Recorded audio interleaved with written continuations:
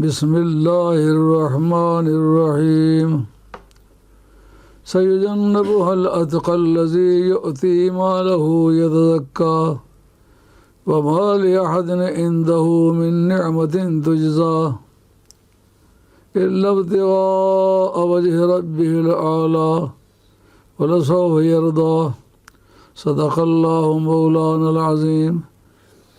محترم سامعین و ناظرین، آپ کی خدمت عالیہ میں حاضر ہوں اور جناب ابوبکر صدیق رضی اللہ تعالیٰ عنہ کی ذات پاک کے بارے میں 2 لیکچر پہلے گزر چکے ہوئے ہیں۔ یہ تیسرا لیکچر ہے۔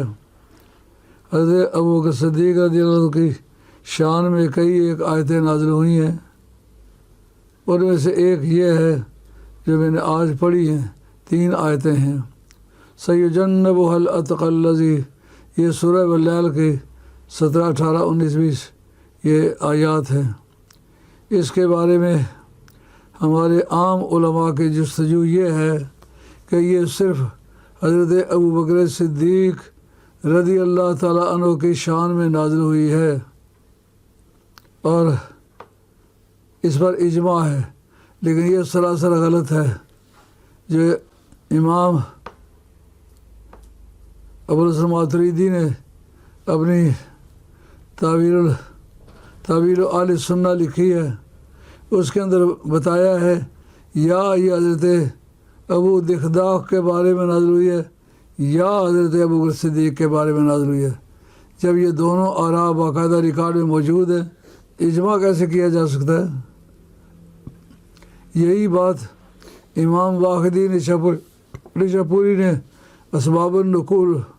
اسباب النزول کے اندر لکھی ہے، وہ بھی میرے پاس موجود ہے۔ انہوں نے بھی یہ دونوں باتیں لکھی ہے۔ اور تیسرا امام جلال الدین سیوطی، انہوں نے بھی یہی دونوں باتیں لکھی ہیں، یا حضرت ابو دخداق کے بارے میں نازل ہوئی ہے اور یا حضرت ابوبکر صدیق رضی اللہ عنہ کے بارے میں نازل ہوئی ہے، اور باقاعدہ انہوں نے اس کے بیک گراؤنڈ کا بھی ذکر کیا ہے۔ اور ابو اللیث سمرقندی حنفی مذہب کے بڑے نامدار آدمی ہے، مخالف دھڑے کے لوگوں نے جگہ جگہ ان کا نام دیا ہے اور ان کو کہا وہ سید المفسرین ہیں، وہ مفسر بھی ہیں، فقیہ بھی ہیں، اصولی بھی ہیں۔ انہوں نے یہی لکھا یا حضرت ابو دخداق کے بارے میں نازل ہوئی ہے یا حضرت ابوبکر صدیق کے بارے میں نازل ہوئی ہے۔ تو جس وقت کئی درجن کتابوں کا ریکارڈ یہی کہے یہ کسی ایک کے بارے میں نازل ہونے میں کوئی اتفاق نہیں ہے، بلکہ یا اس نے یا اس نے۔ اور بندے وہ ہیں جو ابوالحسن ماتریدی نے، وہ ایک ایسا آدمی ہے جس کو اہل سنت اور جماعت ماتریدیہ کہا جاتا ہے، وہ ان کے تابع ہیں۔ ہمارے سنی حنفی لوگ ماتریدی کہلاتے ہیں۔ ہم عقیدے کے اعتبار سے، فقہ کے اعتبار سے سنی حنفی ہیں اور مسلک کے اعتبار سے ماتریدی ہیں۔ جیسا حضرت غوث مذہب کے لحاظ سے سنی ہیں لیکن مشرب کے لحاظ سے عملی ہیں۔ اس طرح ہم لوگ حنفی فقہی نقطہ نگاہ سے ہم حنفی ہیں اور اعتقاد کے اعتبار سے ہم ماتریدی ہیں۔ تو امام ابو حسن ماتریدی نے بھی یہ لکھا ہے اور امام سیوطی نے بھی یہی لکھا ہے، امام واقدی نشاپوری نے بھی یہی لکھا ہے، اور فقیہ ابو اللیث نے بھی البحر المحیط ان کی کتاب ہے۔ یہ ساری کتابیں میرے پاس موجود ہیں۔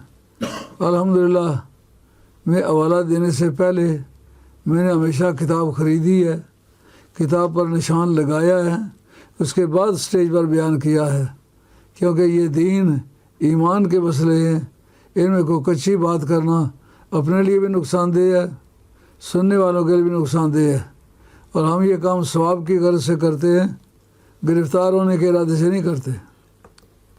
اور جس وقت یہ سوال اٹھتا ہے کہ ابو دخداق کے بارے میں یہ کس طرح نازل ہوئی ہے، کیا اس کی وجہ یہ ہوئی ایک غیر مسلم کی کھجور تھی مدینہ طیبہ میں، اور وہ اس کا ایک گدا ڈال جو ہوتے ہیں نا، پنجابی جن کو ڈال کہتے ہیں، ان کو اردو میں گدا کہتے ہیں، اس کا ایک گدا مسلمان صحابی کے گھر کی طرف جھکتا تھا۔ اگر اس کا کوئی کھجور گرے تو بچے معصوم ہیں، وہ ان کو پتہ نہیں کہ یہ کام ٹھیک کر دیں کہ غلط، وہ اٹھا کے اگر منہ میں ڈال لیں تو وہ بدبخت اتر کے منہ میں انگلی ڈال کے وہ نکال لیتا تھا۔ انہوں نے سرکار دو عالم علیہ السلام کی بارگاہ میں شکایت پیش کی کہ یا رسول اللہ، اس طرح میرے بچے کھجوروں کے حاجت مند ہوتے ہیں، لیکن اتفاق سے کوئی آندھی چلے، جھکڑ چلے تو کوئی دانہ گر جائے، میرے بچے اٹھا کے وہ کھا لیں، منہ میں ڈالیں تو وہ نگلنے نہیں دیتا تھا، وہ انگلی ڈال کے منہ میں سے نکال لیتا تھا۔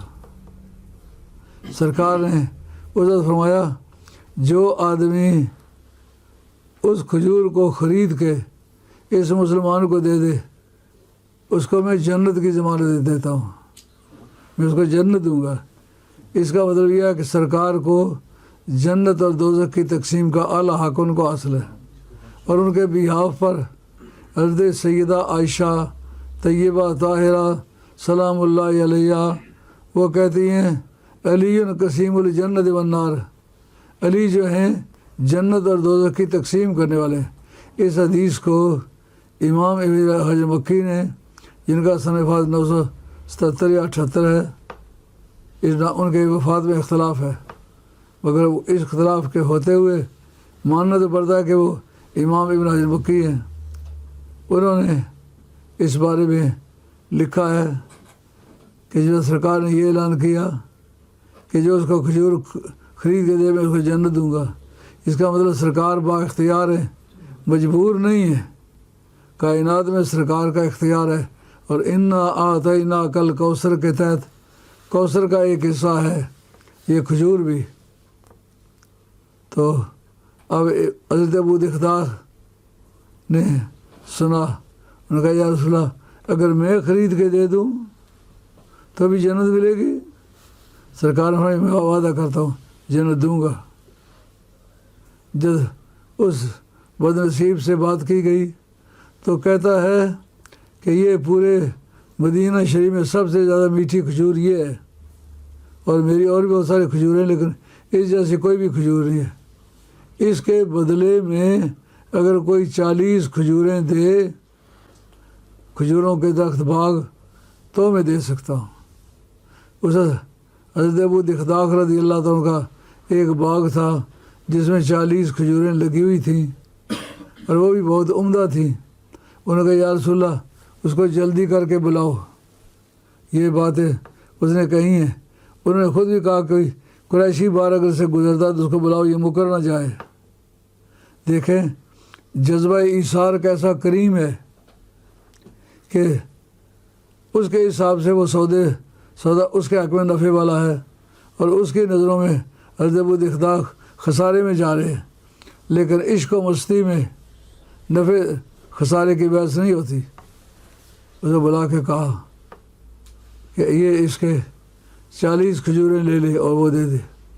اب جناب اس کے بعد یہ نازل ہوئی کہ یہ ان کے بارے میں نازل ہوئی کہ وہ بڑا متقی ہے کہ جس نے اپنے بال بچے کا، اپنے روزانہ کے معاشرے کا، معیشت کا خیال نہیں کیا، صرف سرکار کے بول پر پورا اترنے کے لیے اور صحابی کی روح کو راضی کرنے کے لیے اور سرکار کی عزت کو بلند کرنے کے لیے کہ سرکار کے ایسے ایسے غلام ہیں جو خسارے کا سودا بھی کرتے ہوئے ٹلتے نہیں ہیں، صرف محبوب کو راضی کرنا چاہتے ہیں۔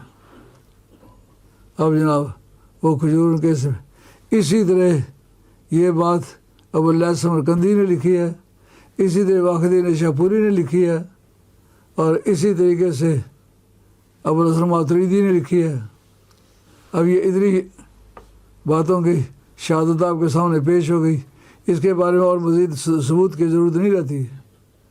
تو جس میں اتنا اختلاف ہو اس کے بارے میں یہ کہنا کس طرح صحیح ہے کہ اس پر اجماع ہے۔ حضرت شاہ عبدالحق صاحب محدث دہلوی، جن کا سن وفات 1054 ہے اور سرزمین ہند کا معلم اول اگر ہے تو حضرت شاہ عبدالحق بہادر دہلوی ہے. اس سے پیشتر کوئی اکا دکا بندہ آیا جو کسی کے علم میں آیا کسی کے علم میں نہیں آیا، لیکن جسے ہمہ گیر عقائد اور معاملات سوسائٹی کو سمجھائے وہ شاہ عبدالحق صاحب بہادر دہلوی ہے. ان کے استاد حضرت علی متقی دکنی تھے، گیلانی سید ہیں. ان کا نام بھی شاہ عبدالوہاب ہے لیکن ان کا مشہور ہے سید علی متقی دکنی. ان کی کتاب کنز العمال میرے کتب خانے میں یہاں موجود ہے. تو ان کے حوالے سے پہلا آنا ان کا ثابت ہوتا ہے، مگر وہ پھیلا نہیں سکے. اگر پھیلانے کا کام کیا ہے تو شاہ عبدالحق صاحب نے کیا ہے. شاہ عبدالحق صاحب پہلی کتاب جو عقیدے پر لکھی گئی ہے اس کا نام ہے تکمیل الایمان. انہوں نے خلافت راشدہ کے بارے میں گفتگو کی. کہتے ہیں کہ پہلا خلیفہ بلا فضل اور خلیفہ برحق حضرت ابوبکر صدیق ہیں رضی اللہ تعالیٰ عنہ، اور دوسرے حضرت عمر فاروق ہیں، تیسرے حضرت عثمان غنی ہیں، اور چوتھے حضرت حیدر قرار ہیں. اور کہتے ہیں کہ وہ منزلتہم و فضیلتہم اللہ ترتیب خلافتہم، جس ترتیب سے ان کی خلافتیں آئی ہیں اسی ترتیب سے ان کی فضیلتیں اور درجے بھی ہیں. کہتے ہیں جمہور برآنند کے مذکور شد، جمہور کا یہی مذہب ہے.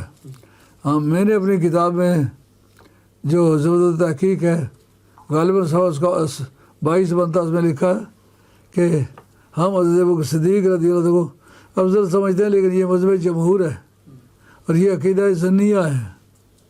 وہ لکھتے ہیں این جا کے اجماع شداست برہمی افضلیت ظنیہ شداست، اس جگہ جو اجماع ہوا ہے وہ افضلیت پر نہیں ہوا، افضلیت کے ظنی ہونے پر ہوا ہے.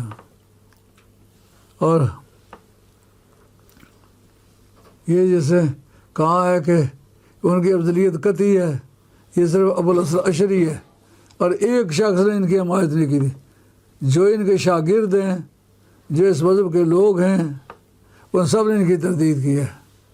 مثلا ابو بکر باقلانی جن کا سن وفات 304 ہے، 403 ہے، انہوں نے بھی یہی بات لکھی ہے. یہ امام الحرمین کے استادوں کے استاد ہیں، امام غزالی کے 4-5 پشتے اوپر چل کے استاد ہیں. اور یہی بات امام الحرمین نے الارشاد میں لکھی ہے کہ پہلے خلیفہ مقرر ہو جانے افضلیت کی دلیل نہیں، اس لیے کہ ان کی کتاب الارشاد صفحہ 71 اس کے اندر وہ لکھتے ہیں کہ بر وقت ضرورت اگر افضل کو خلیفہ بنانے میں کوئی شر و فساد، کوئی جھگڑے فساد اور مخالفت کا ڈر ہو تو ایک مفضول کو بھی، کم درجے والے کو بھی خلیفہ بنایا جا سکتا ہے. یعنی مذہب ہو ابوالحسن اشعری کا، اور یہ اشعری ہے، یہ سارے انکار کریں. امام غزالی نے اس کا انکار کیا کہ پہلے منتخب ہونا یہ دلیل افضلیت نہیں ہے. اگر مستوفی بالشروط ہو، شرطیں پوری کرتا ہو، جو خلیفے کے لیے شرطیں ہونی چاہیے، اگر وہ پوری کرتا ہے تو کم مرتبے والے کو بھی افضل کی موجودگی میں خلیفہ بنایا جا سکتا ہے. اور جو صاحب شرح وافق ہے، شرح واقف حضرت سید شریف جرجانی، وہ اپنی کتاب شرح واقف جلد نمبر 8 صفحہ نمبر 400 اس کے اندر لکھتے ہیں کہ کسی بھی بزرگ کے اعمال اچھے دیکھ کے اس کی افضلیت کا فیصلہ نہیں کیا جا سکتا، کیونکہ افضلیت کا فیصلہ قیامت کے میدان میں ہوگا. کیا پتہ ہے اس کے وہ اعمال اللہ اس کے بدلہ دینا چاہے نہ دینا چاہے، کیونکہ کسی کا بھی عمل یا عبادت اس کی جزا رب پر واجب نہیں ہے. رب کو حق حاصل ہے عبادت کرنے والے کو معلوم کر دے، ایک گنہگار کو بلند کر دے، بڑا درجہ دے دے. اس لیے قیامت سے پہلے اس کے اعمال دیکھ کے یہ جتنے بھی ہمارے خلاف کتابیں لکھ رہے ہیں کہتے ہیں کثرت ثواب ان کے بارے، وہ کثرت ثواب کی تمہارے پاس دلیل کیا ہے؟ یہ بات تو متکلمین نے لکھی ہے کہ اعمال صالحہ دیکھ کے اس کی افضلیت کا فیصلہ نہیں کیا جا سکتا. وہ غایت ہو زن یہ شریف جرجانی جن کا سن وفات 816 ہے اور بڑا پائے کا آدمی ہے، منطقی بھی ہے، فلسفی بھی ہے اور عقیدے کا بھی امام ہے۔ اور امام تفتزانی کے ساتھ ان کی ٹکریں بھی ہوتی رہی ہیں، پر انہوں نے بھی لکھا ہے اس کی قائد زن ہے۔ امام آمدی کا محاکمہ انہوں نے اسی جگہ نقل کیا، انہوں نے کہا یہ کسی کے بارے میں بھی درست نہیں ہے کہ وہ سب سے افضل ہے، صحابہ میں سے کسی کے بارے میں بھی یہ بات ممکن نہیں ہے۔ یہ امام آمدی 736 ان کا سن وفات ہے، ان کے متعلق لکھتے ہیں ممکن ہے ایک آدمی کے واسطے ایک ایسی فضیلت ہو جس کی وجہ اس کو افضل مانتے، دوسرا اس کے پاس فضیلتیں کم ہیں لیکن اس کی فضیلتوں میں ایک ایسی فضیلت ہو جو پہلے صاحب فضیلت کے لاکھوں فضیلتیں اکٹھی کر دو اس کے برابر نہ ہو۔ یہ سرکار کے اختیار کی بات ہے، سرکار کو فیصلہ کریں وہ رب کا فیصلہ ہے۔ جیسا کہ عمر بن عبد بدھ کو سرکار مولا مرتضیٰ نے تلوار کی طرف ماری اور اسے ہیلمٹ کھول دیا، کھوپڑی کھول دی، باڈی کھول دی اور جو زین تھی گھوڑے کی وہ کھول دی، گھوڑا 2 ٹکڑے کر دیا۔ سرکار نے خوش ہو کے کہا لمبارزۃ علی ما عمر بن عبدالدین خیر من عمل امتی الی یوم القیامہ، یہ میری امت کے سارے اعمال قیامت تک، یہ لفظ یہ کسی دوسرے کی شان میں نہیں آئے اور حدیث معتبر ہے، اس کو آپ ضعیف نہیں کہہ سکتے، اس لیے کہ تلقی بالقبول اس کو حاصل ہے، تمام اہل اللہ لوگوں نے اس کو مانا ہے۔ تو اب دیکھیں ایک ہی نیکی ہے لیکن سب کی رگڑ کے لے گئی، اب اس کا کیا جواب ہوگا؟ جیسا کہ حضرت سیدہ عائشہ طیبہ طاہرہ سلام اللہ علیہ انہوں نے سرکار سے پوچھا یا رسول اللہ بتائیے آپ کا کوئی ایسا امتی ہے جس کی نیکیاں آسمانی ستاروں سے زیادہ ہیں؟ اس سوال میں کیا چیز پوشیدہ ہے؟ یہ راز مضمر ہے کہ پوچھنے والے کا یہ دماغ کام کرتا ہے کہ نبی غیب جانتے، کیونکہ ساری امت تو آپ کے سامنے نہیں ہے۔ ساری امت میں جس کی نیکی آسمانی ستاروں سے، آسمانی ستاروں کو آج تک اسٹرانومرز نے شمار کرنا چاہیے، آسمانی ستاروں کی گنتی نہیں ہو سکی۔ تو جناب سیدہ عائشہ کا کیا عقیدہ ہوا؟ سرکار کو ستاروں کی گنتی بھی پتہ ہے اور امت کے اعمال بھی پتہ ہے، لیکن اس میں امت کا ذکر کیا، الی یوم القیامہ نہیں کہا۔ اس سے مراد اس وقت کی امت جو ہے، سرکار وہ تو عمر ہے۔ حضرت سیدہ عائشہ طیبہ طاہرہ رضی اللہ تعالی عنہا آپ کہتے مجھے امید تھی کہ آپ میرے ابے کا نام لیں گے، آپ نے میرے ابے کا نام نہیں لیا، عمر کا نام لیا۔ کہا اس کی کیا بات کرتی ہو؟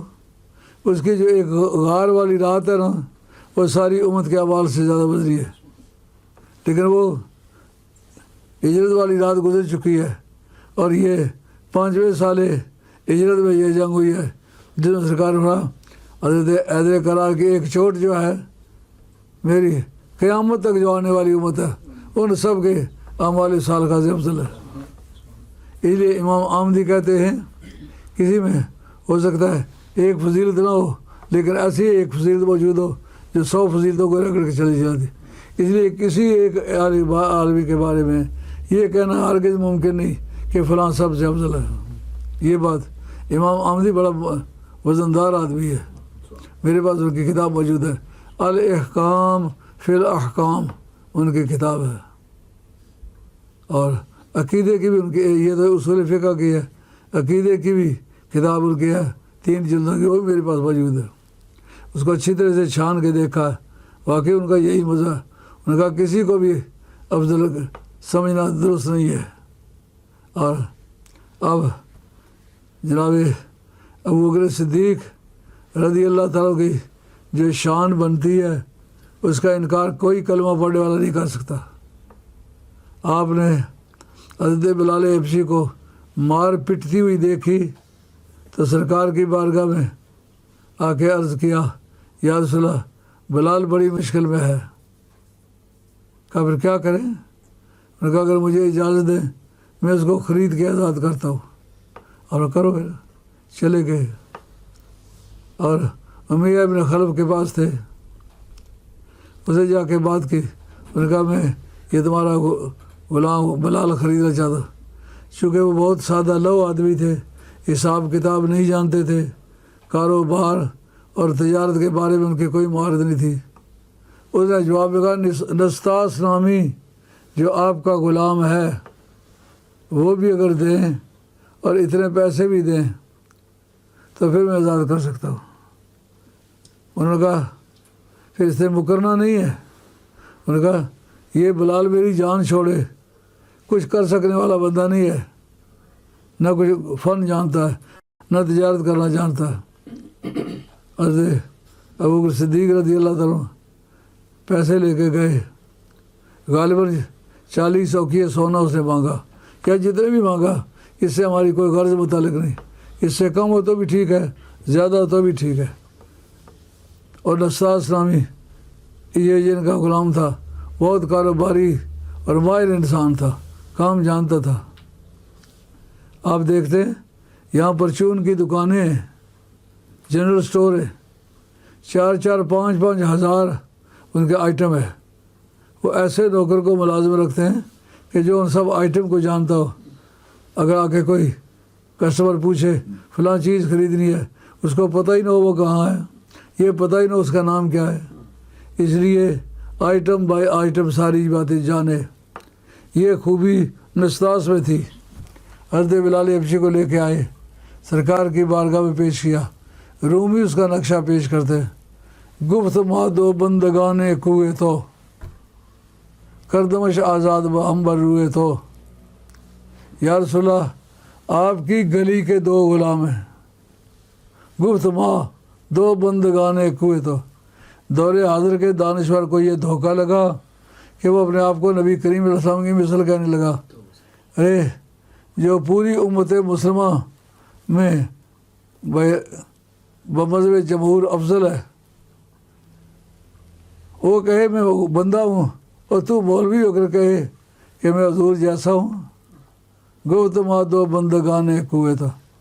اور آپ نے درجن سے زیادہ غلام خرید کے آزاد کیے، اور سرکار دو عالم صاحب نے ان کو بڑی شان دی کہ اس آدمی نے مسلمانوں کے ایک بھاری تعداد توقع غلامی توڑ کے پرے مارا، ان کو آزاد کیا۔ اب وہ اپنی آزادی سے کما سکتے ہیں، کھا سکتے ہیں، بچا سکتے ہیں، شادیاں کر سکتے ہیں، اور زندگی کے باقی تمام جتنے معاملات میں لیول ہو سکتے ہیں۔ اب جناب ان کی شان میں یہ جو آئی ہے سیجنبها الاتقی، یہ ان کی شان میں آئی ہے، یہ پہلے بتا چکا ہوں جتنی کتابوں کے نام لیے، تو پھر اجماع تو نہ بن سکا۔ اس بارے میں ایک پہلا قاعدہ جو اصولیوں کا مانا ہوا قاعدہ ہے، وہ پہلا قاعدہ یہ ہے، پہلا قاعدہ یہ ہے کہ نزول خاص اور حکم عام۔ نزول خاص کے معنی یہ کسی خاص شخص کے بارے میں نازل ہو تو حکم اس کا ہوگا کہ جو بھی اس کیٹیگری کا بندہ اس کے بارے میں یہی حکم ہوگا۔ یہ معنی ہے نزول خاص اور حکم۔ جیسا 2 زانیوں کے بارے میں فیصلہ ہوا، کہا الزانیۃ والزانی فاجلدوا کل واحد منہما، زانی اور زانیہ کو سنگسار کیا جائے، اس کو پتھر مارے جائے، اور ہر ایک کے لیے یہی سزا ہے۔ اب نزول تو خاص ہے، حکم عام ہے، یعنی قیامت تک بھی جو آئے گے اس کی یہی سزا ہے۔ یہ معنی ہے نزول خاص اور حکم عام۔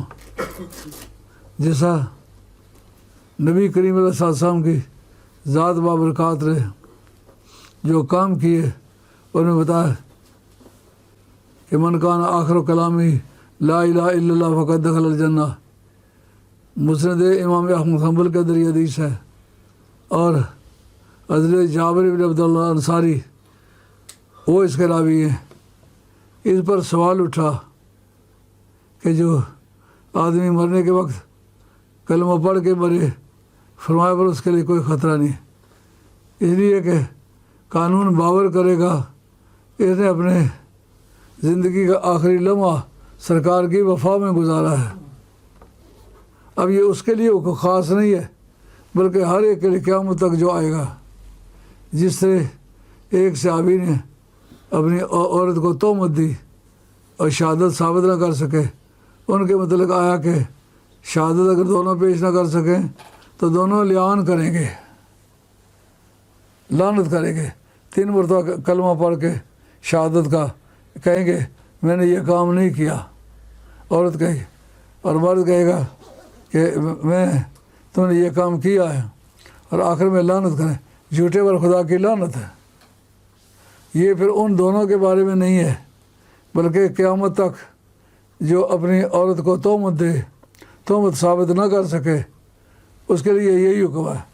جس وہ ایک دوسرے کو لعنت کریں گے ان میں سپریشن ہو جائے گی، قاضی سپریشن کرے گا، یعنی عورت الگ مرد الگ، مرد کی اگر وہ چوتھی بیوی تھی ایک اور بیوی کر سکتا ہے کیونکہ یہ اس کے نکاح تو خارج ہو گئی، وہ عورت جو تھی وہ اس کی بیوی تھی، لیکن اب وہ فارغ ہے، عدت گزار کے اپنا نکاح ثانی کر سکتی ہے۔ یہ مطلب ہے نزول خاص اور حکم عام۔ اب جتنے لوگوں نے ہمارے خلاف کتابیں لکھی ہیں یہ بار بار انہوں نے لکھا ہے، خاص کر وہ مفتی اسلم جو ہے نا، اس نے یہ لکھا ہے یہ نزول خاص اور حکم عام۔ آگے چل کر تو جو مارتا 11ویں سوچ کے سے پہلے تو کہہ کے کیا آیا ہے، تو اپنے قول کے مطابق ثابت رہو، یہ نزول خاص ہے، حکم عام ہے۔ یعنی یہ بات حضرت ابوبکر صدیق رضی اللہ عنہ کے لیے خاص نہیں، بلکہ جو بھی ان جیسے کام کرے گا وہ اس کا یہی حکم ہوگا۔ اب اس سے آگے یہ تو تفسیر کا معاملہ ہے کہ نزول خاص اور حکم عام، اور علم تفسیر کا ایک اور قاعدہ ہے جس وقت حکم مشتق پر لگے تو مادہ اشتقاق علت حکم ہوتا ہے۔ یہ المتقا جو ہے یہ تقایت کا یہ مادہ ہے تقوی کا، اس سے اتقا یتقی اتقان، یہ اتقا اس کا اسم ہے، یہ اس میں تفصیل ہے، اس میں تفصیل قواعد کے مطابق مشتق ہے، اس کا مادہ اشتقاق کیا تقوی۔ اس کا مطلب یہ ہے کہ یہ ان کے ساتھ خاص نہیں ہے، بلکہ جس کے اندر بھی یہ تقوی پایا جائے گا اس کو اللہ تعالیٰ دوزخ سے دور رکھے۔ یہ بات بھی اچھی طرح سمجھ آئی کہ نہیں؟ جس وقت حکم مشتق پر لگے تو مادہ اشتقاق علت حکم ہوتا ہے۔ یہ قیمتی معلومات ہیں، ان کو چیلنج کوئی نہیں کر سکتا۔ کسی فن میدان مناظرہ آپ یہ پیش کر دیں اس کو کوئی نہیں ٹھکرائے گا۔ اچھا، اب یہ کہ اس کے بارے میں ایک تفسیری اعتراض ہے، خود بولی عبدالعزیز پرہاروی جس کو یہ اپنے وقت کا مجدد مانتے ہیں، امام کا لفظ اس کے لیے استعمال کرتے ہیں، حالانکہ وہ امام ہونے کی اہلیت کا بندہ بھی نہیں، اور عقیدے کے اعتبار سے وہ آدھا ادھر آدھا ادھر۔ اس نے اپنے نبراس شرح عقائد کے اندر لکھا ہے، اسی موقع پر یہ آیتیں متروک و ظاہر ہے، یعنی جیسا اتقا لکھا ہوا ہے، اتقا اس کے معنی تقی ہے۔ کیوں؟ کس طرح سمجھے ہیں؟ کا اوپر آئے لا یصلح الا الاشقا،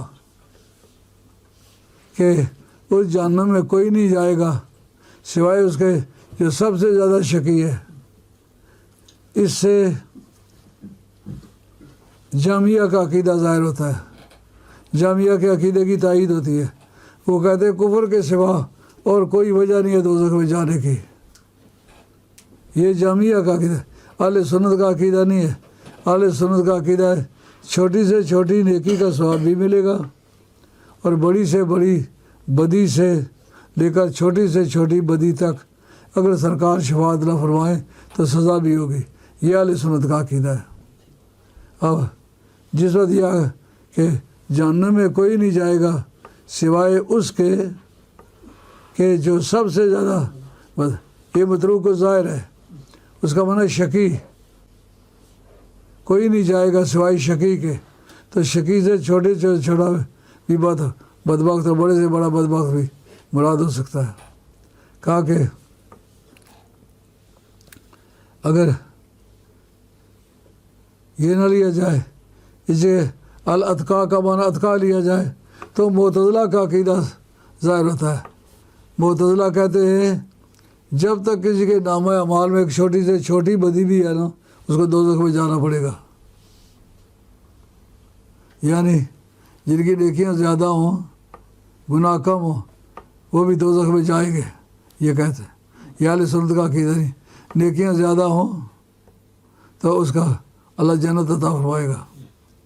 اگر اتقا بونے اتقا کہا جائے تو اس سے معتزلہ کا عقیدہ ثابت ہے، اور اشقا بونے اشقا کیا جائے اس سے جامعہ کا عقیدہ، جام پہ صفوان، ان کا عقیدہ یہ ہے کہ صرف سخت درجے کا جو کافر ہے صرف وہی دوزخ میں جائے گا، باقی کوئی دوزخ میں نہیں جائے گا۔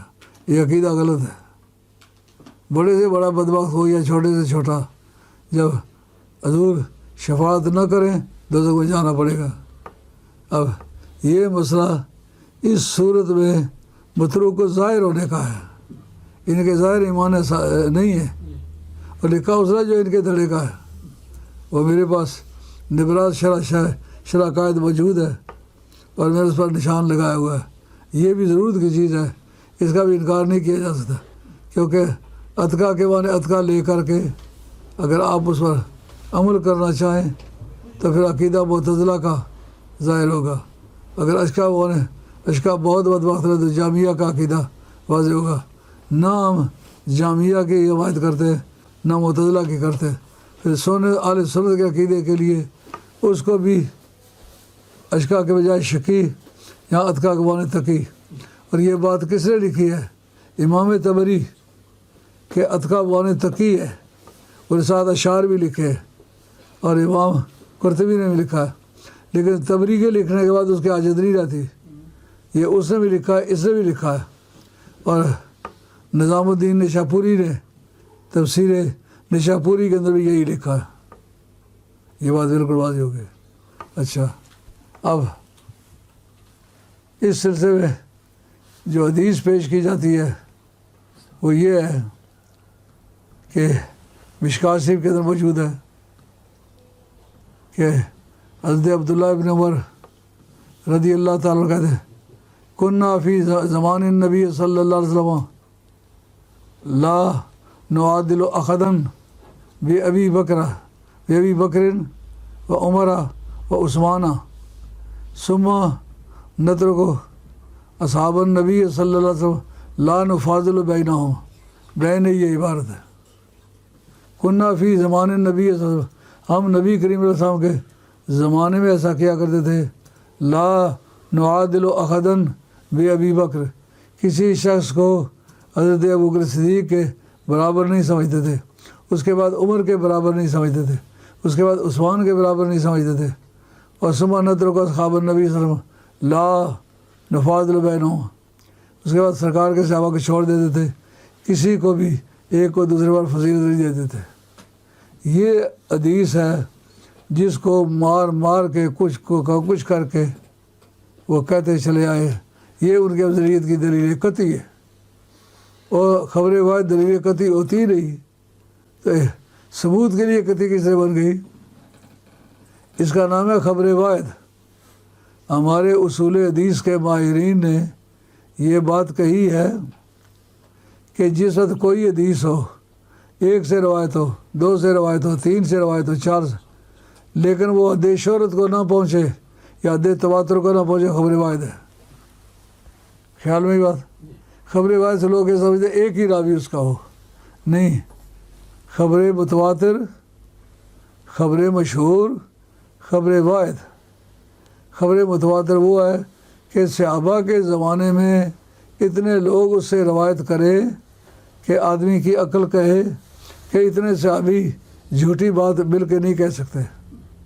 صحابہ کے زمانے میں مشہور ہوگی تو متواتر ہے، اگر صحابہ کے زمانے میں مشہور نہیں ہوئی، تابعین کے زمانے میں شہرت کے اسی درجے کو پہنچ گئی کہ وہ سارے متقی نیک پرہیزگار لوگ سب اس کو روایت کرتے ہیں، وہ حدیث مشہور ہے۔ اس سے نیچے تابعین کے بعد کتنی بھی شہرت اس کو حاصل ہو، وہ خبر واحد ہے۔ اس لیے حضرت عبداللہ بن عمر رضی اللہ تعالیٰ عنہ کتنے بھی بڑے صحابی ہیں، کتنی بھی ان کی بڑی شان ہے، لیکن ان کی حدیث روایت کی ہوئی خبر واحد ہے۔ اب اس کا آگے چلیے، جو خبر واحد ہے، خبر واحد کی قبولیت کے لیے 8 شرطیں ہیں، 4 شرطیں روایت میں اور 4 شرطیں راوی میں۔ یعنی اگر وہ روایت کے الفاظ ان کنڈیشن کو کمپلائی ود نہ کرے تو وہ حدیث قابل قبول نہیں ہوگی۔ اس کی پہلی بات کہ نص کتاب اللہ کے خلاف نہ ہو، اس لیے کہ نص کتاب اللہ دلیل قطعی ہے اور یہ خبر واحد ظنی ہے۔ ظنی اور قطعی کا آپس میں کوئی موازنہ نہیں ہو سکتا، اس لیے وہ حدیث قبول نہیں کی جائے گی۔ اس جگہ سب سے پہلے ہم یہی بات کرتے ہیں کہ سید محب الدین طبری، جن کا وفات 694 ہے، مکہ شریف کے شافعی مسلک کے امام ہیں اور شافعیوں کے محدث ہیں۔ انہوں نے ریاض النظرہ فی فضائل العشرہ، 10 عشرہ مبشرہ صحابی جو ہیں ان کے فضائل بیان کیے ہے۔ اس کے جلد نمبر 4 میں صفحہ نمبر 180 میں بیان کرتے ہیں کہ جس وقت حضرت عبداللہ ابن عمر نے یہ حدیث بیان کی انہی الفاظ کے ساتھ جیسا میں نے پڑھی ہے، تو ایک شخص نے پوچھا فَأَيْنَ عَلِيٌّ، علی کدھر گئے؟ ان کا کیوں نہیں نام لیتے ہو؟ انہوں نے کہا یار ہوا من آل بیت رسول اللہ صلی اللہ علیہ وسلم لا یقاس بہم احد، کہ وہ تو نبی پاک علیہ السلام کے آل بیت میں سے ہیں، ان کے برابر تو کوئی بھی نہیں ہو سکتا۔ جو اس کا مدعی ہے یہ اس کا بیان ہے، اور وہ فی منزلت نبی اللہ صلی اللہ علیہ وسلم، وہ تو سرکار کی کلاس میں ہوئے، خاتون جنت حسن حسین علی مرتضیٰ نبی کریم، ان کی ایک کلاس ہے، ان کے برابر تو کوئی بھی نہیں ہوتا۔ اس حدیث پر اعتراض کر سکتے ہیں کہ یہ حدیث حضرت انس رضی اللہ عنہ روایت کی ہے، یہ خبر واحد ہے، لیکن خبر واحد میں تو نہیں پیش کر رہا ہوں نا، وہ جو ان کے فضیلت کا دعوے دار ہے وہ پیش کر رہا ہے۔ اگر اپنی رائے کے خلاف کسی حدیث کو حدیث سمجھ کے پیش کرا وہ رد نہیں ہو سکتی۔ اور پھر اس پر مزید یہ کہ حضرت امام احمد حنبل ان سے صاحبزادہ پوچھتا ہے، جس کی روایت سے امام احمد رضی اللہ عنہ کی ساری روایتیں ہیں، پوچھتا ہے سب سے افضل کون ہے؟ فرمایا ابو بکر۔ پھر پوچھا کون؟ کہا عمر۔ کہا پھر کون؟ کہا عثمان غنی۔ اس سے آگے نہیں پوچھا۔ کہتے محلہ کا رخیہ کے کافی سارے لوگ آئے، حضرت کی بارگاہ میں آ کے بیٹھے، ملاقات کی، انہوں نے حضرت ابوبکر صدیق رضی اللہ کا نام لیا، کالو و اطالو، انہوں نے حضرت ابوبکر صدیق رضی اللہ عنہ کے بہت سارے فضائل بیان کیے، ان کی خلافت کا ذکر کیا۔ اس کے بعد ثم عمرہ، پھر حضرت عمر کا ذکر کیا، کالو و اطالو، انہوں نے کافی باتیں کی اور کافی ان کے فضائل بیان کیے، تو بھی آپ خاموش رہے۔ ثم عثمان، پھر حضرت عثمان رضی اللہ عنہ کی خلافت کا ذکر کیا، کالو و اطالو، باتیں کافی کی لمبی۔ اور ثم ذکروا علی، پھر انہوں نے جناب حیدر کرار کی ذات پاک کا ذکر کیا۔ اس وقت آپ نے سر نیچے کی وہ سر اٹھایا ایسے کر کے، فرفع ابی راسہ، میرے ابا جان نے اپنا سر اونچا کیا، اونچا کر کے ایھا الناس، او لوگو، اما علی فإنہ نور الخلافت، ان باقیوں نے خلافت سے نور پایا ہے اور حضرت علی نے نور دیا ہے، وہ خلافت منور ہوئے اور خلافت خود علی سے منور ہوئی۔ یہ مناقب امام احمد حنبل میں لکھی ہوئی کتاب ہے ابن جوزی کی، ابن جوزی حنبلی ہے، ان کے مناقب لکھتا ہے، اس کے صفحہ 164 پر یہ حوالہ ہے۔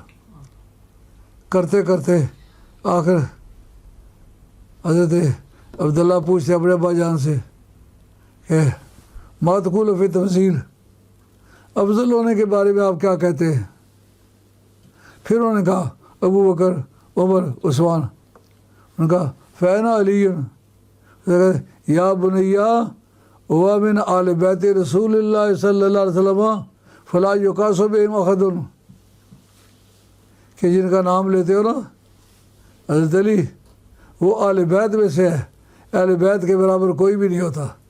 یہ علامہ دہلوی نے مسند فردوس کے اندر جو حدیث نقل کی تھی، اگر وہ کمزور ہو تو امام احمد حنبل اس پر فتویٰ نہیں دیتے۔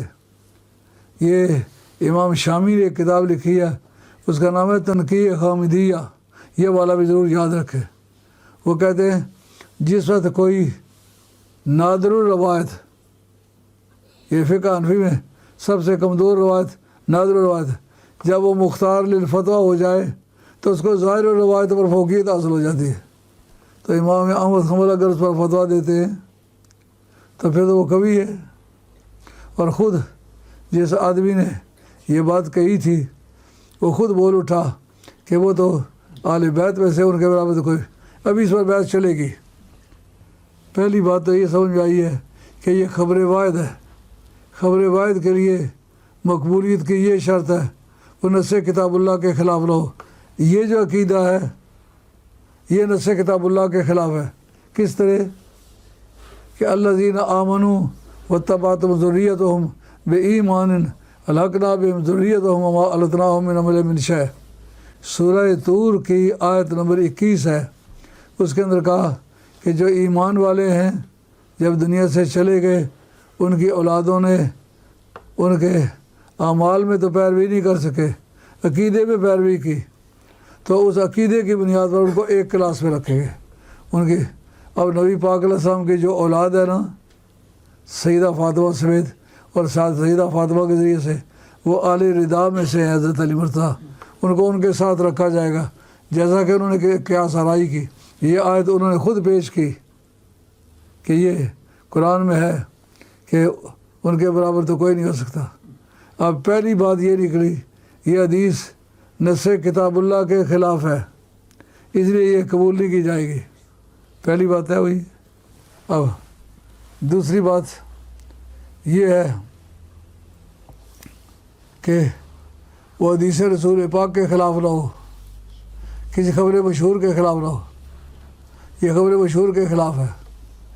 اعلیٰ حضرت فاضل بریلوی رحمۃ اللہ علیہ نے حضرت عبداللہ بن عمر سے ہی روایت بیان کی ہے، اول من اشفع له من امتی یوم القیامہ آل بیتی اور ثم الاقرب فالاقرب من القریش ثم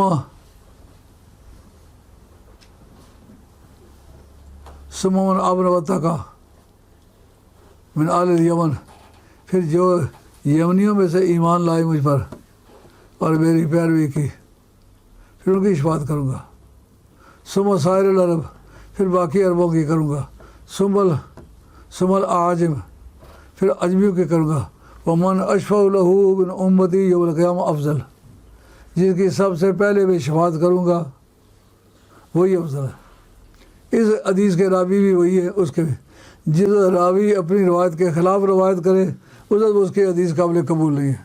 آئی بات خیال میں؟ دلائل اٹل ہے، یاد رکھے جائیں، اور لکھ لے آدمی، ریہرسل کر لے، دماغ میں حاضر کر لے، تو پھر کسی سے بھی گفتگو کرے دھڑلے سے کر سکتا ہے۔ یہ دوسری بات آ گئی۔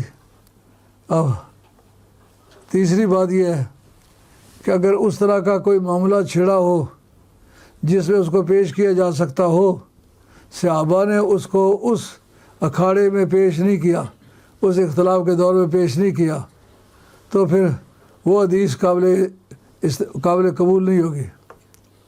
جس وقت خلافت کا مسئلہ چھڑا، حضرت عبداللہ بن عمر خلافت ہی کے سلسلے میں کہتے ہیں کہ ان تینوں کے بارے میں ہم یہ خیال کرتے کہ یہ کے بعد دیگر خلیفہ بنے گے۔ اگر براہ راست سے خلافت سے متعلق نہیں تو ان کے عقیدے کے مطابق خلافت سے متعلق ہے۔ اس میں خلیفہ کے لیے افضلیت بھی ایک بات مانی جاتی ہے۔ حضرت ابو صدیق نے یہ کیوں کہا تھا الائمۃ من القریش، جو خلیفے ہوں گے وہ قریشیوں میں سے ہوں گے، یہ فضیلت تھی نا۔ اگر یہ بھی ان کے پاس ہوتی تو یہ بیان کرتے، وہ نہیں بیان کر سکے، جس کے پاس تھی وہ بولتا۔ حضرت عبداللہ بن عمر نابالغ تو نہیں تھے، اس وقت غالباً 28 برس کے، ہیر پھیر میں ان کی عمر شریف ہے، کیونکہ بدر والی جنگ والے دن وہ بالغ تھے، تقریباً 16 برس ان کے بعد سرکار کا 10 سالہ پیریڈ اور حضرت ابوبکر صدیق کا پیریڈ، تو وہ 30 کے قریب ان کی عمر بنتی ہے، تو بالغ ہیں۔ جب یہ بحث چھڑی وہ کہہ سکتے تھے میرے پاس حدیث ہے، یہ افضل ہے، اور ان کا ترتیب بار ہم سے سرکار کے بارگاہ کا ذکر نہیں کیا، سرکار سنا کرتے تھے، منع نہیں کرتے تھے۔ اگر یہ ان کے نزدیک مستند بات تھی اس وقت بیان کرتے، یہ وقت پر بیان نہیں کی، دلائل حاضر ہوں تو آدمی پھٹک نہیں سکتا۔ یہ آنکھوں دیکھی ہوئی بات ہے اور کتابوں میں لکھی ہوئی بات۔ یہ بحث جو میں اس وقت کر رہا ہوں، یہ اسامی جو توضیح تلویح سے پہلے پڑھی جاتی ہے، اور بعض اعتبارات کے سے وہ اسام الدین صاحب علامہ تفتازانی سے زیادہ اصولی آدمی تھے، اس کو چیلنج نہیں کسی نے کیا، اور بدعقیدہ آدمی تھا، وہابی تھا، اور شوکانی کا شاگرد تھا، صاحب تفسیر حقانی۔ انہوں نے کتاب لکھی ہے نامی شرح اسامی، اس کے اندر بھی اس کی تائید کی ہے۔ اچھا، بولا بحث چھڑی، یہ موجود تھے، انہوں نے یہ بحث میں پیش نہیں کی، معلومہ یہ تیسری شرط جو ہے یہ بھی اس میں نہیں پائی گئی، تو یہ شرط نہیں پائی گئی، اس لیے وہ حدیث احتجاج میں پیش نہیں ہو سکتی۔ چوتھی شرط یہ ہے کہ جو خبر واحد ہے یہ عموم البلوا کے بارے میں نہ ہو، یعنی یہ ہر آدمی کو پیش آ سکتی ہے، عام آدمی کو پیش آ سکتی ہے، جیسا کہ ہمارے احناف نے اس حدیث کو ٹھکرایا ہے۔ کہتے سرکار اونچی آواز سے الحمد کے اول میں بسم اللہ پڑھا کرتے تھے، ان کا یہ خبر واحد ہے، اس پر عمل نہیں کرتے کیونکہ اس کی تائید میں کوئی آیت یا حدیث رہے، لیکن الحمد سے شروع کرنا یہ متواترات سے ثابت ہے، یہ خبر واحد ہے، متواترات کے خلاف ہے، یہ قابل قبول نہیں ہے۔ سمجھا کہ بات میں نے ایک لفظ اکٹھا کیا ہوا ہے، اگر کتابیں کھول کے دیکھیں لفظ بلفظ ملے گا۔ میں جب مر جاؤں گا تو بھی میری کتابیں کھول کے دیکھیں گے، نشانات بھی لگے ہوئے، میرا بیٹا سید علی امام اس کو تیار کر رہے ہیں، بہت سارے حوالہ جات سید علی امام کو زبانی یاد ہے، میں بتاتا رہتا ہوں۔ تو عموم البلوا کے بارے میں ہو کہ اگر یہ ضرورت کی چیز ہوتی، ایک راوی اس کا کیا ہوا تھا، روزانہ سارے مسلمان نماز پڑھتے ہیں، اور بھی بہت سارے راوی ہوتے ہیں کہ سرکار اونچی آواز سے بسم اللہ پڑھا کرتے تھے۔ اگر عموم البلوا میں ہو تو قابل قبول نہیں ہوگی، یہ عموم البلوا بھی ہے، کیونکہ ابھی میں نے بتایا مم ماتا وما کان فی عنقہ ہی بیعۃ فقد ماتا میتۃ الاولی میتۃ الجاہلیہ، جس آدمی نے بیعت نہیں کی اپنے امام سے اور مر گیا وہ ایسا ہے جیسا اسلام سے پہلے مر گیا، یعنی کہ کافرانہ۔ اس کا مطلب مسلمان کے لیے امام کی بیعت واجب ہے، وہ کسی بھی امام سے بیعت واجب ہے، تو یہ سب کی ضرورت کی چیز ہے نا، عموم البلوا ہے نا، تو عموم البلوا کی حدیث ہو تو صرف حضرت عبداللہ بن عمر کو یاد ہو اور کسی کو نہ ہو، یہ کیسے ممکن ہے؟ اچھا انہیں سنگی تنگ ہوئی کہ بات ختم کرتے تو پھر انشاءاللہ کل پھر اسی مضمون پر گفتگو ہوگی اور مزیدار ہوگی. جو آپ ان دلائل کو پرکھیں گے دیکھیں گے. دلیل یاد ہونے سے جو کیفیت ہوتی ہے وہ دیکھ کے پڑھنے سے نہیں ہوتی، کیونکہ منطقیوں کے نزدیک علم کے 5 مشہور معنی ہیں. ان میں سے ایک علم ہے کہ الصورۃ الحاصلۃ عند العقل، عقل انسانی کے پاس جس کا فوٹو موجود ہے نا اس کا نام علم ہے. اگر وہاں بیٹھ کے سوچنے لگ جائے پتہ نہیں کس کتاب میں دیکھا، پھر نہیں بات بنتی. اللہ میرا اور آپ کا خاتمہ سچے دین پر کرے، اور حضرت ابوبکر صدیق رضی اللہ تعالیٰ کی ذات پاک نبی پاک کے خلیفہ برحق ہیں، اور ان کی افضلیت امت پر ہے. حضرت عبداللہ بن عمر نے خود واضح کیا کہ میری مراد امت پر افضل ہونے نے کیا ہے. تو جب ان کی اپنی مراد یہ نہیں تھی، پھر تمہارے نزدیک اس کی مراد یہ کیوں ہو گئی ہے؟ اس کا مطلب یہ مولوی لوگ سخاوت کرتے ہیں کہ اہل بیت کو بیچ میں گھسیٹتے ہیں، جبکہ یہ بات قرآن میں صاف طور پر لکھی ہوئی ہے کہ یہ سرکار کی سنگت ہے، سرکار کا خاندان ہے، اس کی حیثیت مختلف ہے. مثلا اہل بیت کا اجر دگنا ہے، حضرت ابوبکر صدیق کا اجر دگنا نہیں ہے، نہ کسی اشرف مشرف سے کسی کا اجر دگنا ہے. دعا کرو. آپ نے ختم پڑھ دیا. اعوذ باللہ من الشیطان الرجیم، بسم اللہ الرحمن الرحیم. مولا کریم یہ کلمات طیبہ میں نے پڑھے ہیں جو دوستوں نے پڑھ کے دیے، اگر آپ نے کچھ پڑھا ہوا میری بھی کر دے. اے مولا کریم اپنی بارگاہ میں یہ نذرانہ منظور و مقبول فرما، اور یہ ختم شریف کے لائق ہیں منظور و مقبول فرما، اور ان کا ثواب جناب نبی کریم رؤوف الرحیم محمد رسول اللہ صلی اللہ علیہ وسلم کے مبارک فرما. تمام انبیاء و مرسلین علیہم الصلوۃ والسلام کی ارواح مقدسہ کو حساب فرما. نبی پاک صاحب کے تمام اہل بیت ازواج مطہرات بنات طیبات اولاد امجاد حسنین کی بین خاتون جناب مرتضیٰ شہیدان دشت کربلا ائمہ اہل بیت کے ارواح مقدسہ کو حساب فرما. نبی پاک علیہ السلام کے تمام صحابہ کرام رضوان اللہ تعالیٰ اجمعین کے ارواح مقدسہ کو حساب فرما. بالخصوص حضرت ابوبکر صدیق، حضرت عمر فاروق، حضرت عثمان غنی، حضرت حیدر کرار، عشرہ مبشرہ، حاضرین بدر، حاضرین احد، حاضرین احزاب، حاضرین صلح الحدیبیہ کے ارواح مقدسہ کو حساب فرما. اور تمام زمرائے اولیاء اللہ کے ارواح مقدسہ کو حساب فرما. بالخصوص حضرت غوث پاک پیر و کبیر دستگاہ سبحانی، خواجہ غریب نواز سلطان ہند سرکار. ادھر امین بھائی اجمیر پہنچ گئے ہوں گے؟ صبح مارننگ میں پہنچیں گے، صبح پہنچیں گے. اللہ پر آمین. خواجہ غریب نواز سلطان ہند سرکار، آمین. آپ کے آبا و اجداد اولاد امجاد، اور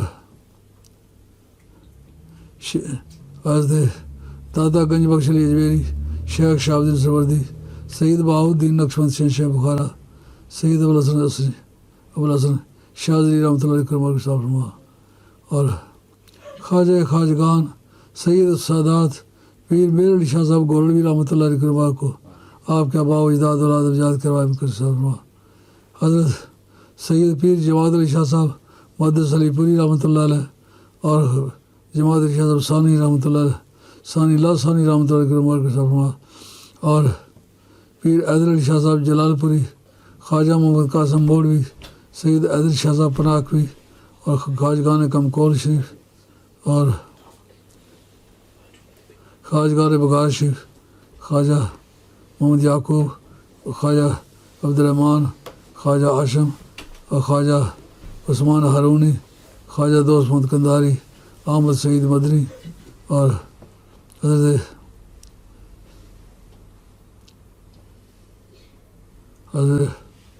ثناء اللہ پانی پتی رحمۃ اللہ علیہ،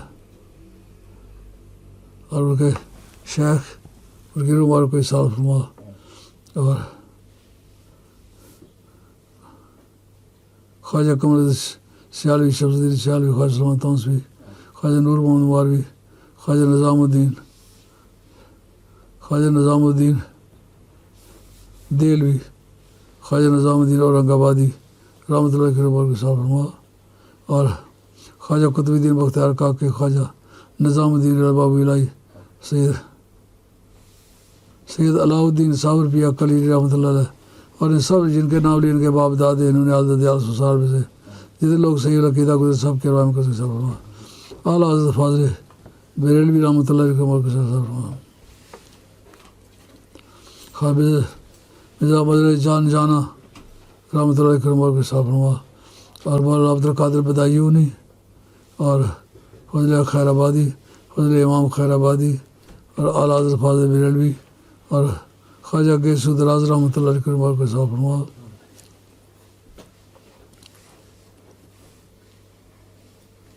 اور میرے پیر مرشد سید شاہ غوثی مبارک حقانی، عبداللہ ربانی، محمد رورانی، سید القادر جیلانی، سید زین العابدین لاگوری، خواجہ احمد گنج بخش، موسیٰ پاک شہید، حضرت شاہ محمد غوث بالا پیر، شاہ عبد القادر لاہوری، شاہ عبد الوہاب لاہوری، شاہ چراغ لاہوری، سید شمس الدین خان محمد لاہوری، اور سید شاہ محی احمد رحمۃ اللہ علیہ، سید سلطان علی شاہ، اور آپ کے بھائی محمد علی شاہ، حامد علی شاہ، اور سید براد علی شاہ، سید بردان علی شاہ، امیر علی شاہ، شیر علی شاہ، میر علی شاہ، احمد علی شاہ، محمد علی شاہ، احمد علی شاہ، اور سید جلال الدین خود سعید والے، اور سید نور علی شاہ میرپور شہر والے ان کے روبار کو اصال فرما، اور خواجگان ٹانگری شریف، خواجہ محمد علی صاحب، خواجہ محمد فاضل صاحب، خواجہ حجات محمد صاحب،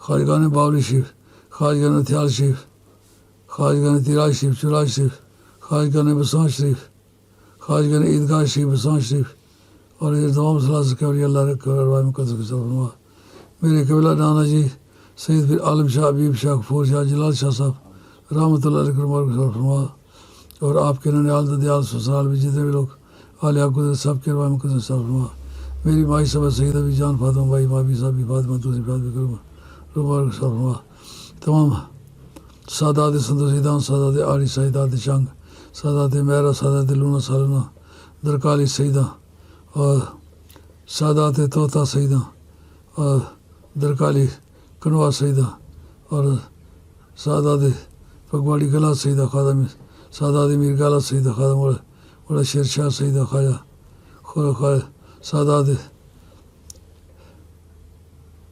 خود سیدہ کی عمر کو اصال فرما، اے اللہ جتنے لوگوں نے میرے ہاتھ پر بیعت کی اور وفاداری کی حالت میں فوت ہوئے، اللہ کریم آج کے کارائے خیر کا ثواب ان کی روح کو پہنچا، جنہوں نے میرے باپ دادے کے ہاتھ پر بیعت کی اور وفاداری کے ساتھ زندگی گزاری، اللہ کریم ان کی روحوں کو آج کے کارائے سار خیر کا ثواب ایصال فرما، دونوں جانوں کی نعمتوں سے مالا مال فرما، جتنے اس وقت ساتھی موجود ہیں ان کے آباء و اجداد ننیال ددیال سسرال میں سے جتنے لوگ بھی سید عقیدہ گزرے سب کے روح مقدسہ ایصال فرما، کل روح زمین پر جتنے بھی نبی پاک علیہ السلام کے وفادار غلام دنیا سے گئے سب کے روح مقدسہ ایصال فرما، جو لوگ میرے مرید نہیں تھے لیکن میرے مشن کی حمایت کرنے میں انہوں نے تن من دھن کی بازی لڑائی، اللہ کریم دنیا سے جو چلے گئے ان کی قبریں منور فرما، جو دنیا میں زندہ ہیں ان کو ترقی عطا فرما،